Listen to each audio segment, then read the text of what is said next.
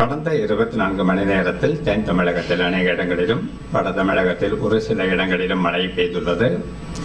சுமார் 106 இடங்களில் 1 சென்டிமீட்டருக்கு மேலான மழையும் 4 இடங்களில் கனமழையும் பதிவாகியுள்ளது.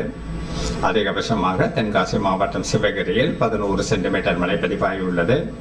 அதிகபட்ச வெப்பநிலை பெரும்பாலான இடங்களில் இயல்பாகவும் ஒரு சில இடங்களில் இயல்பை விட 2 டிகிரி செல்சியஸ் அளவுக்கு குறைவாகவும் பதிவாகி இருந்தது.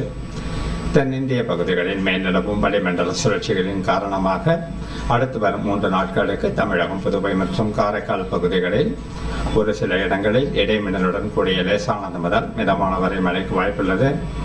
கனமழையை பொறுத்தவரை இன்றும் நாளையும் நீலகிரி முதல் கன்னியாகுமரி வரையிலான மேற்கு தொடர்ச்சி மலை மாவட்டங்கள் மற்றும் அதனை ஒட்டியுள்ள மாவட்டங்களிலும், மதுரை, சிவகங்கை, புதுக்கோட்டை, ராமநாதபுரம், தூத்துக்குடி உள்ளிட்ட தென் மாவட்டங்களிலும், தஞ்சை, திருவாரூர் உள்ளிட்ட டெல்டா மாவட்டங்களிலும் ஓரிரு இடங்களில் கனமழைக்கு வாய்ப்புள்ளது.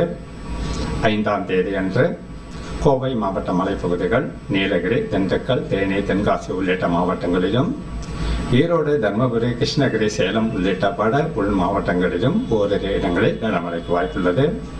அதிகபட்ச வெப்பநிலை அடுத்து வரும் 3 நாட்களுக்கு இயல்பாகவும் ஒரு சில இடங்களில் இயல்பை விட சற்று குறைவாகவும் பதிவாக வாய்ப்புள்ளது. சென்னை மற்றும் புறநகர் பகுதிகளை பொறுத்தவரை அடுத்த 2 நாட்களுக்கு வானம் ஓரளவு மேகமூட்டத்துடன் காணப்படும்.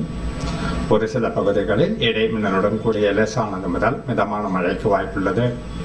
அடுத்து வரும் 5 நாட்களுக்கு மீனவர்களுக்கான குறிப்பிடத்தக்க எச்சரிக்கை எதுவும் இல்லை.